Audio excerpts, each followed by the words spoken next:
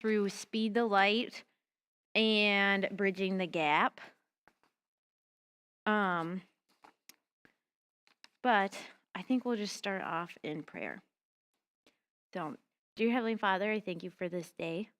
I just thank you for this beautiful week we've had and the snow.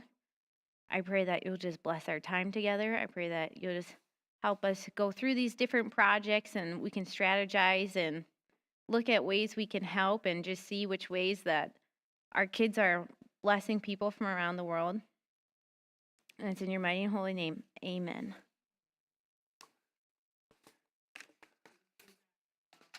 I know. I have papers. We have, though, a video to start. So there'll be a couple videos throughout tonight.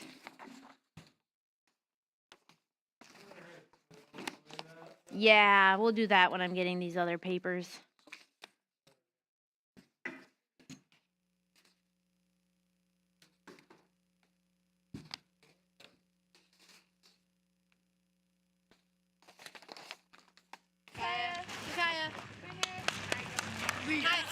Driver. Yeah, there you go. Yeah. Okay. And then we'll get you next. That was good. All right, one more time. Hey guys, I'm Micah and I want you to meet my crew. These are our drivers. This is Michael and my man Felix. This is our World Serve team, Allie, Pastor David, and David. Hey. This is our film crew right here, Matt and Aaron. These are our parents. Wow, yeah, let's go, people. Let's go explore Kenya.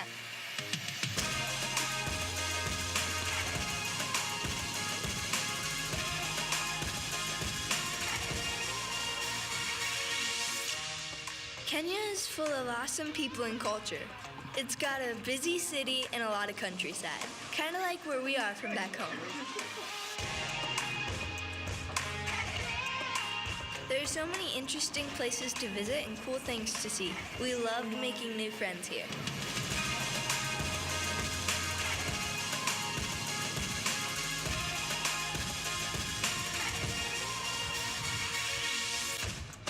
Kenya has some big adventures, but also Kenya is facing a big problem. Clean water isn't available to everyone. You know how you can just turn on the sink for a glass of water? In Kenya, people have to find water on their own or pay people to bring it to them. They use this water to drink, bathe, and clean. And sometimes it's not even clean water. The water's collected in a bucket or a jerry can. Jerry cans can weigh up to 40 pounds when they're full of water. Could you imagine carrying those to your house every day? They are so heavy. I could barely lift one. I couldn't lift one. The whole reason we came to Kenya with our family is to help share with you how we can help these kids.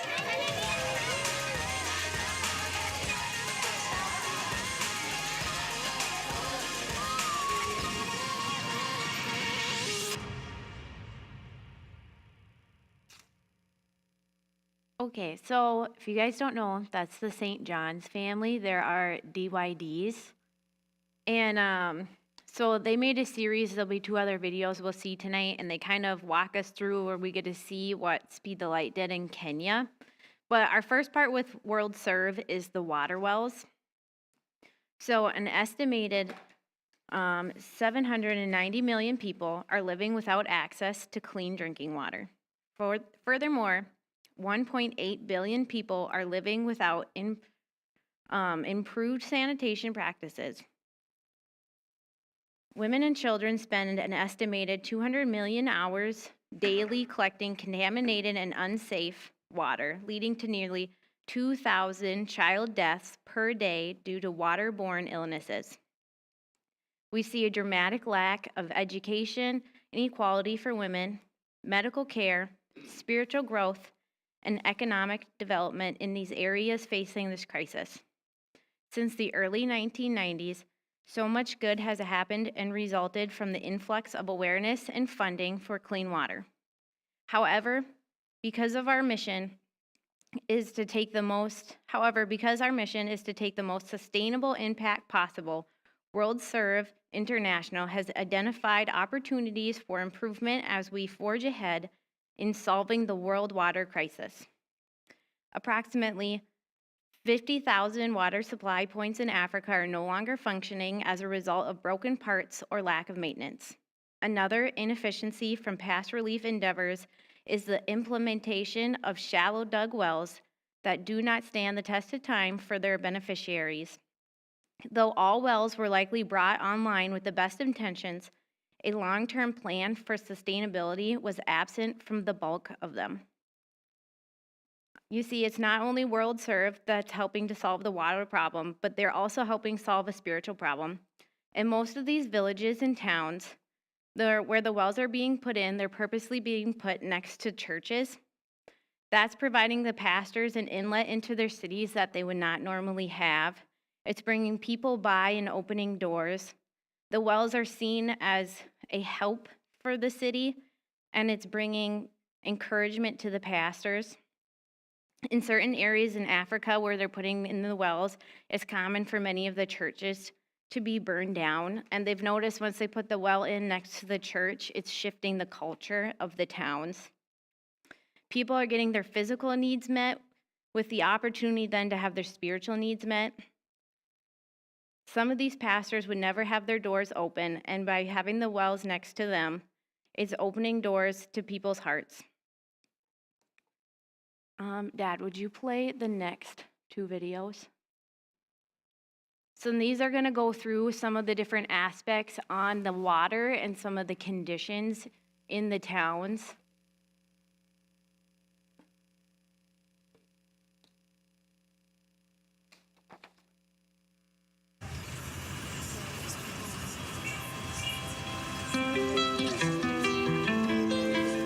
We went on a lot of adventures in Kenya and got to see different ways how people get water in both the cities and the villages. The water problems here are big and affect kids all over Kenya.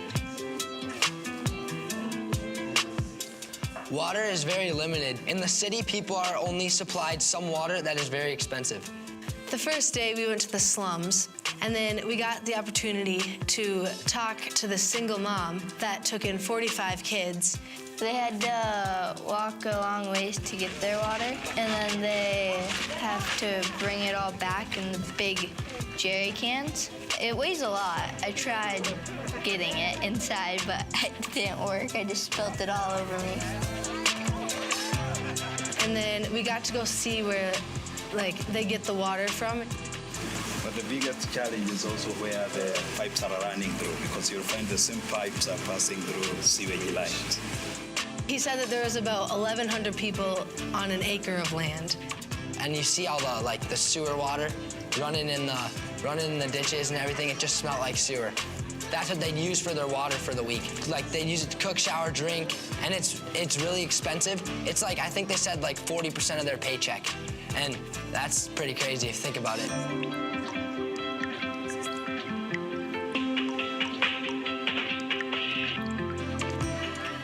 In the villages, they need rain to fill their lakes and their streams.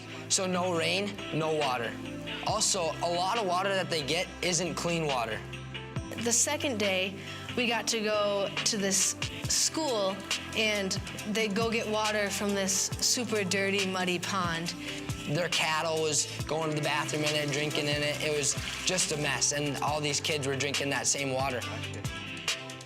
See, they have to get water from the dirty pond that all the other animals drink from. And there's only one left because all the other ones are dried up.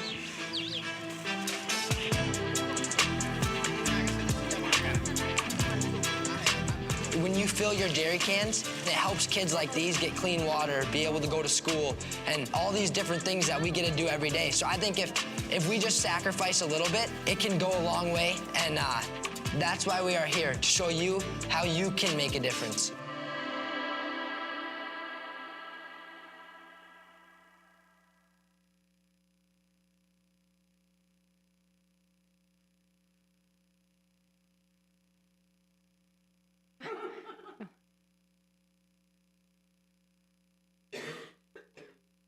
Yeah, we'll do the other one and then we'll talk about it.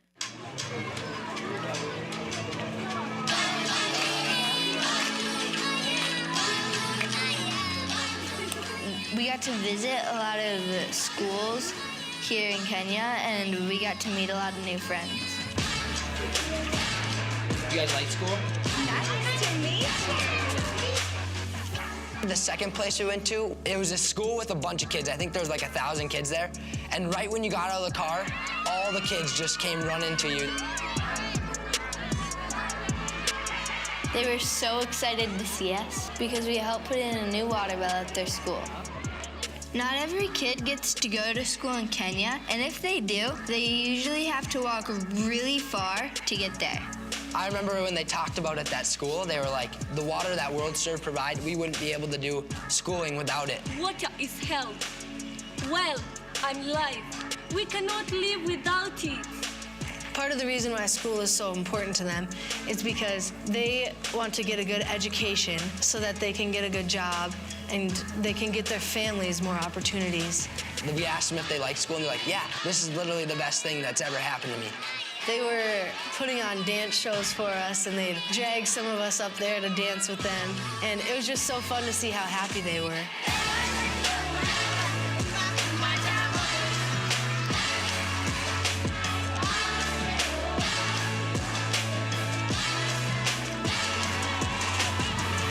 So we thank you again. We thank our guests for coming. They've been big supporters. It's because of their hard work and other students that are raising money. So kids in the U.S. are raising money so that these kids here can have water as well. Clean water helps kids in Kenya get the education they need for a better future. Thanks for making a difference. If you give money, you rock. So when they're talking about the jerry can, I'll just kind of explain that. It's basically the new like Buddy Barrel, if you guys remember that from BGMC. So it's like WorldServe's version, so they make it in the shape of the jerry can, and then the kids fill it with coins. So that's just like their logo and why it's on there. But some fun things. So the St. John's, for the boy talking is Caden, and he's 16. And some of the things they're personally doing as a family, I think is so cool. Caden came up with it all by himself. He sells platters of literally plastic water bottles. And he ties them all cute, and he like does his own bows. And then he sells literally water for water wells. And they are like personally pushing their own kids to keep doing it. And I love it because I love seeing how our leadership is actually following through in their own children. Some of the things that they talked about was like when they talk about they're buying like water, but they're literally buying contaminated water. And I literally couldn't imagine. I remember when we were in Laos, I got the world's worst parasite, and that was from 10 days on like boiled water. And I just can't imagine going through that constantly day after day. Does anyone have any questions or even like thoughts or ideas on the water wells?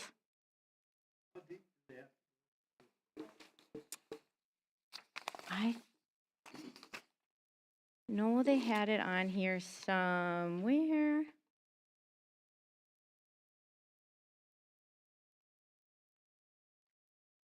I will look it up on the end. I know they had it on their website.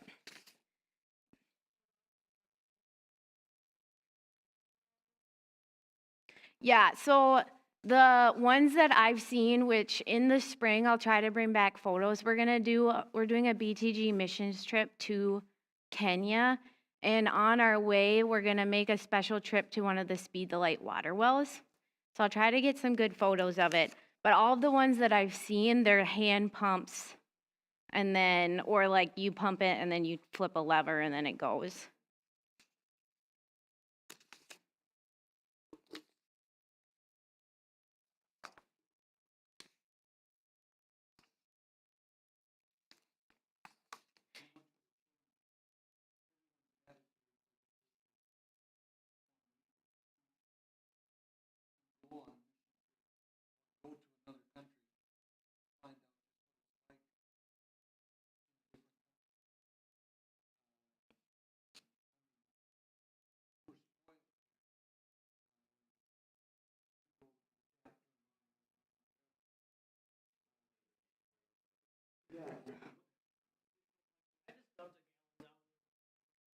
Yeah.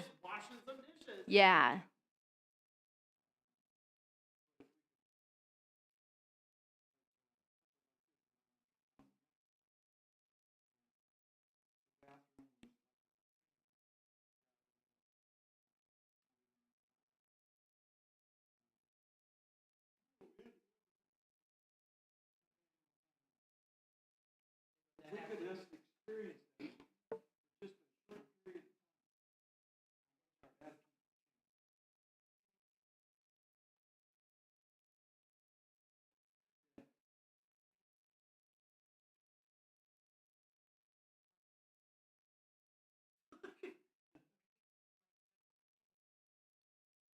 Yeah.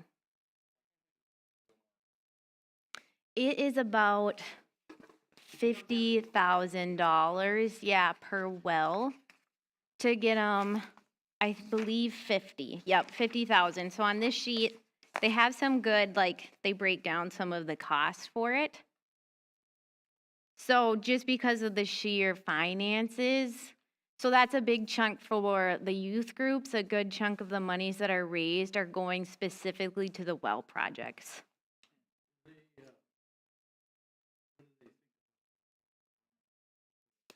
I don't know. I didn't see anything about it.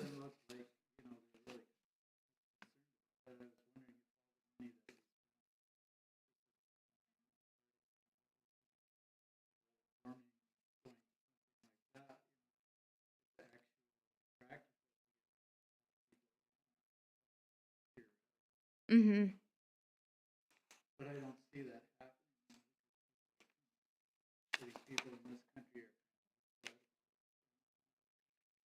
Yeah. Yep.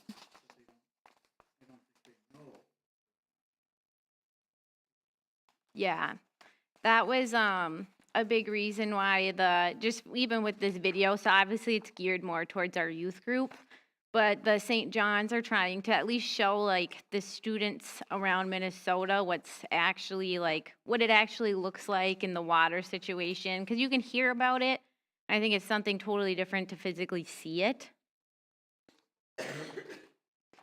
But and like Dan was saying with like the toilets and things, it's like something you don't think about until you're somewhere and you don't realize. Like when we were in Timothy's school, they're building new girl dorms. And literally, like, they were so excited because it was the first indoor plumbing for the girls, which was going to be huge. And I kid you not, it was the toilet in the ground, like squatty potty style. And like girls in America would probably be like, oh my gosh, no. But to them, that was a really big deal because they didn't have, none of these teenage girls had flushing toilets until then. And they didn't care it was a squatty potty. Like,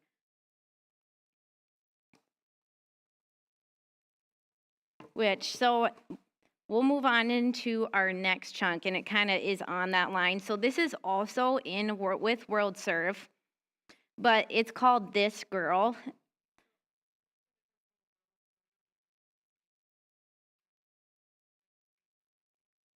No, so the way it kind of works is, so AIM is in our district, and AIM more so just sets up the trips. And then it's like, so we have Speed the Light, and these are the projects under the umbrella. So, but This Girl is in World Serve, and this is one of the projects that we support that we've done through Bridging the Gap. So This Girl project is about dignity, health, and education. In East Africa, World Serve International distributes 100% compostable sanitary pads made locally by women employed at fair wages, along with comprehensive menstrual health curriculum and undergarments. And World Serve has long recognized that women and girls in developing countries are often disproportionately affected by the community water crisis. An untold number of girls are also at a significant educational disadvantage, as it's nearly impossible to attend school during their menstrual cycles. Inadequate hygiene products can cause them and their teachers to miss up to 5 days of school per month. More than falling behind, many students have also experienced human trafficking, depression, and suicide as a result. Some major things that stuck out to me when I was reading them was the fact that girls are getting to the point where they're trading themselves for sanitation products. It can lead to depression and suicide. When I was in Uganda, I was able to speak. So Timothy has 3 daughters, and they're probably around my age. And I was asking them about it there and asking if it was just, if it was more of like a whole problem or if it's just units. And they said they have the same problem even there because there's so many girls and they don't have enough cost that it would cost a small fortune to get enough of the sanitation products. So they have the constant problem of girls drop out, or if they try to come to school, they're mocked. And that's a big part of what leads to the depression and then them just not coming back. So it's affecting the turnover rate in girls' education, so they usually do not finish, and then they can't get themselves out of the poverty cycle. So the This Girl Project has 3 goals. Equipping girls with a year's supply of biodegradable sanitary pads and quality undergarments, educating girls about their bodies and health through curriculum presented with compassion and grace, and employing women to earn a fair wage by working to sustainably produce sanitary pads for their local communities. So if we're looking, so this last year, it was our project for Bridging the Gap, and we were able to fund in total 10 schools. At each school cost $10,000 or $5,000. We did 1 year of manufacturing, which was another $50,000. And then they were able to set and meet another goal of an extra 10 schools we were able to fund and another year of manufacturing. Yep. They did. So they were able to build it, and actually they're having the problem right now. The demand is so high for the product, they are having a hard time getting enough people in to make it. Because they said from having a new factory in a new area, they said schools are just coming out of like the woodwork asking for the program to be in with their school.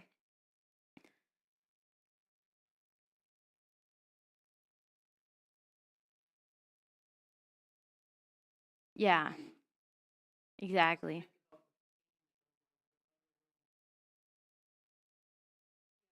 Yeah. Yeah, and they said it's like it's a super taboo topic. So and it's hard because there's lots of different like health problems that then come along with it because it's a really shameful thing to talk about. So instead of getting their proper education when we would at like 10, 12, it's like these girls aren't getting it and then it leads to constant problems down the road. Which for this girl, they're using that as an opportunity of when they go in and teach, it's opening a window to also teach them about Jesus' love for them. So that's kind of how they're like dual using the program. So it's opening a lot of windows in different schools. And from what I understand is they'll go in and they give the girls literally an assessment, and then they can go through, they take the assessment without anybody looking and they're not embarrassed. And then they put the girls in the class that actually applies to their knowledge level, and they can get them caught up on to speed on what's all going on.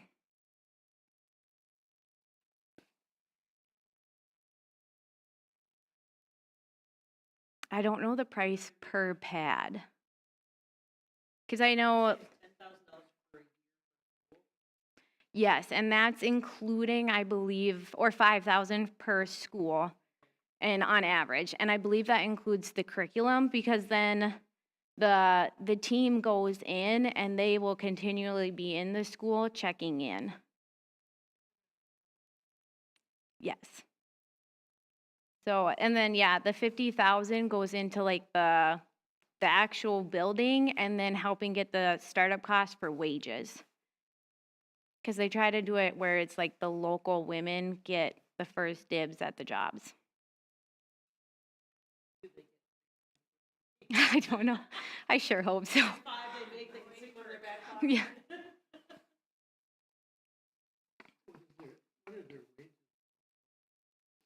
I know if I specifically where I was with, like in Uganda by Timothy, they're making under $2 a day, is what his kids were telling me, the average person in their village.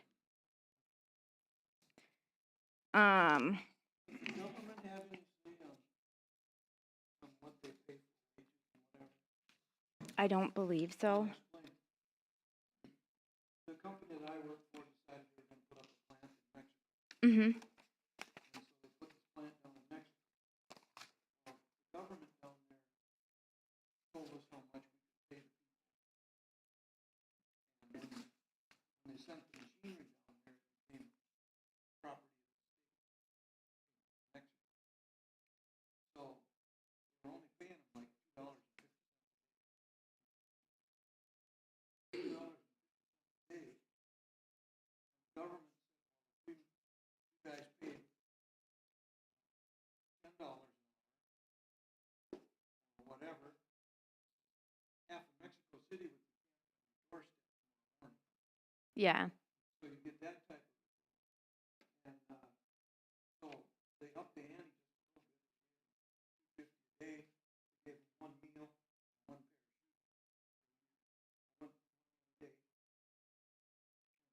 One day. One pair of shoes.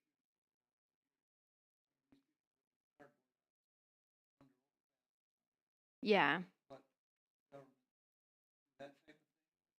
I'm gonna guess it probably like varies from which country they're putting them in. Because I know they have them in a few different ones.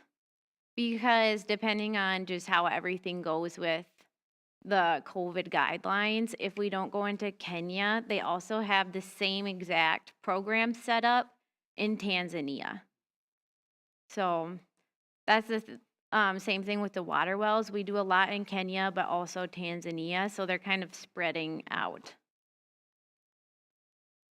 But I just know it really varies from country to country.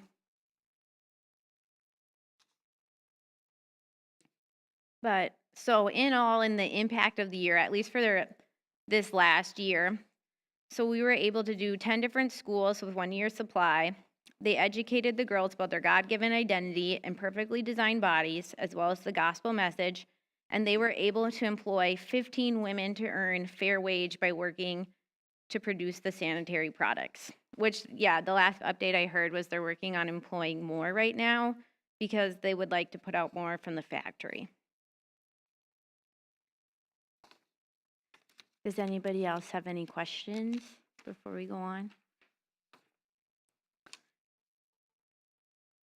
All right, we'll move on. So now we're gonna kind of shift back to venture. And we talked about venture a lot last week, but the cool thing about venture is they do other things other than just the anti-human trafficking efforts. So they have a couple different facets to their ministry. And in all of them, they purposely knew this all in that 42% of the unreached. So the first one that they do is the refugees crisis. As a mass displacement of people around the world continue to increase, subsequent levels of instability, poverty, and violence are rising at an alarming rate. Displaced women and children are particularly vulnerable to acute danger. Enforced displacement most often revolves around armed conflict, climate-related disasters, or religious persecution.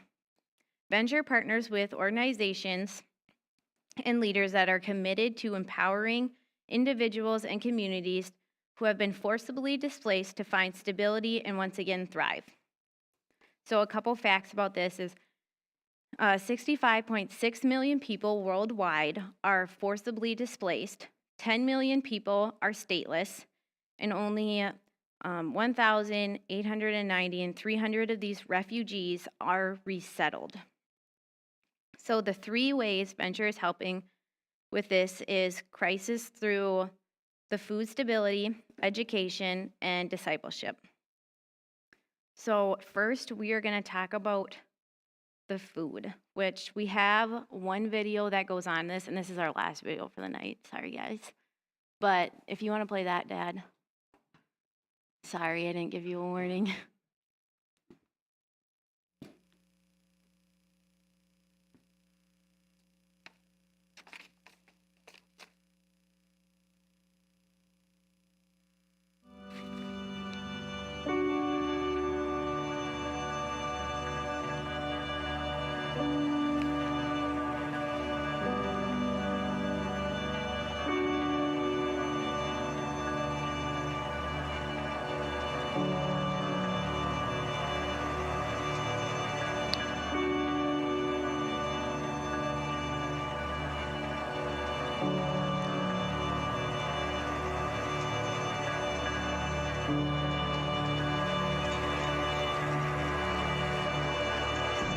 We kind of asked, like, where is it the worst? That's where Jesus would go, is where you have some of the least resourced people and the least reached people with the love of Christ. And that brought us right to this refugee crisis in Burma. And by using the food, it opens up a chance for us to be able to share God's love tangibly with people in literally some of the worst situations on planet Earth. The refugee crisis in Burma is one of the worst in human history. You have the Burmese army that would go to villages of Karen and other minority groups. They would burn the village, they would make the men porters, they would rape the women, and some of the children they would convert into child soldiers. And so these people would flee when the Burmese army was coming towards their village. They lost everything. They might have been there, their family and tribe might have been there for hundreds of years. They flee not knowing where to go, and then having to flee through minefields as well to try and get to safety. And talking to a little boy who was making a run for the border in Thailand, and 3 of his brothers were shot. There's millions of people who are now have no home, no village, are having to march through minefields to try and find some safety and food. And that's the area that the food is going to, is some of the darkest, roughest areas in this earth, the highest amounts of child soldiering and human trafficking. Children are having to decide to starve or slavery. And if they can get food, they don't have to make that choice.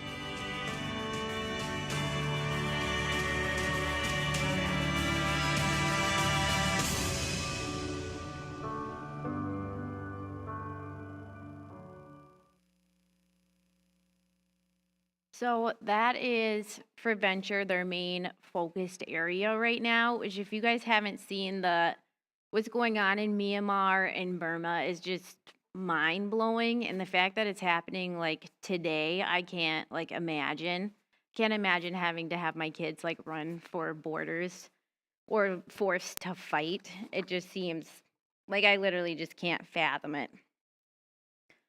But when it comes to the food, so they partner with local leaders to provide tens of thousands of nutrient-rich meals to the displaced people groups every day.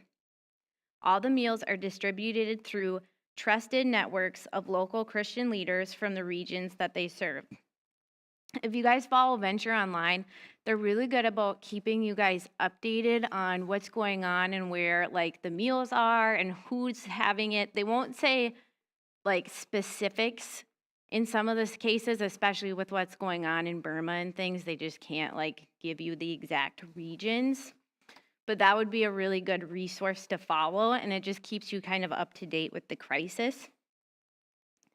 The meals have proven to be an effective bridge from the physical needs to the spiritual needs. A common sentiment they hear from their partners is, "Hungry bellies have no ears." This active demonstration of the love of Christ is followed by the relational sharing of the gospel by the local churches and Christian leaders. Food also becomes the foundation for some of their other programs, such as education, hygiene training, agribusiness, and development and church planting. The second is education.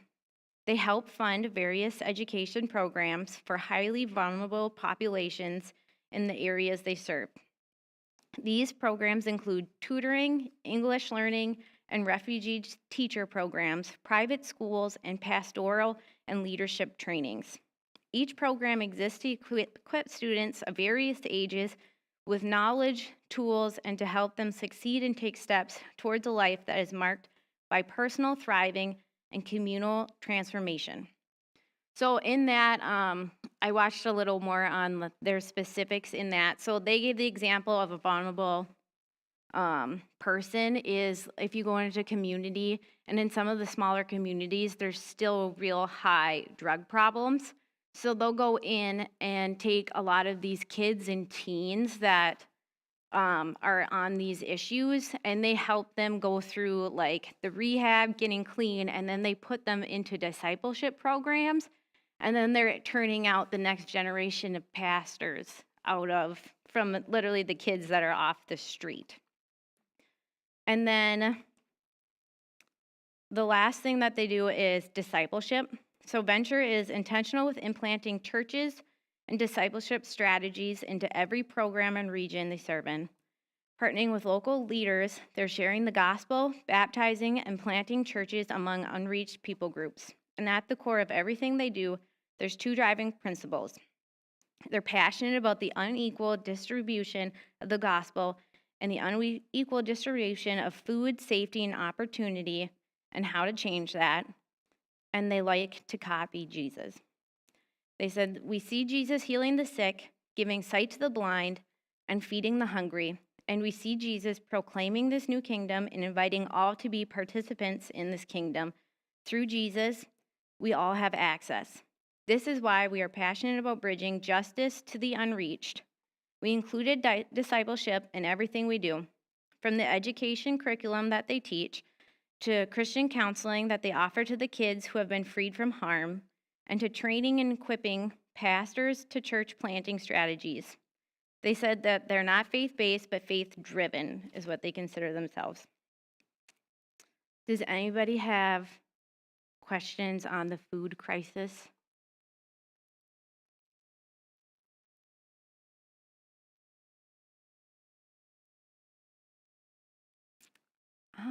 I don't know.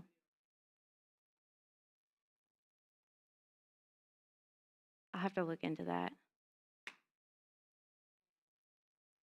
Yeah. Yeah, I haven't either, I guess, until you just said that.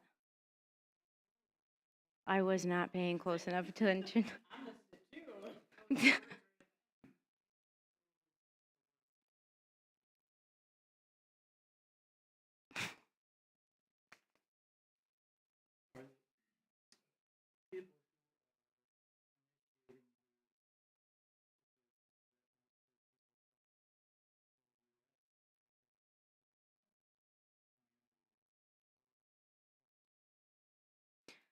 Typically, the way that they're responding is they'll go in to the crisis in like an inlet that they have, like if they know a specific church.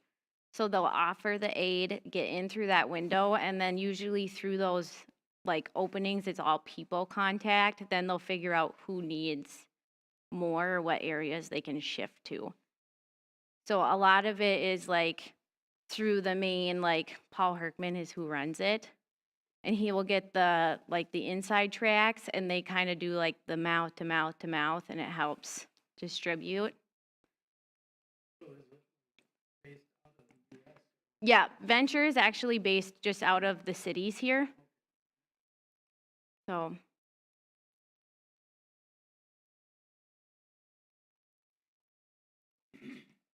okay, so Venture also helps in areas with extreme poverty. They believe that every person in the community should be able to afford the opportunity and resources to overcome economic poverty. So they follow the example of Jesus in his unique concern and consideration from the poor and the extreme poverty from basic economic standpoints, and refer to individuals, this refers to individuals that are earning less than $1.90 a day. But the effects of poverty are significant and more far-reaching. Poverty impacts mortality rates, hunger, education, housing, family stability, and violent crime, trafficking, and corruption. Almost every justice initiative must factor in the effects of poverty on that issue. Venture partners with organizations and leaders committed to identify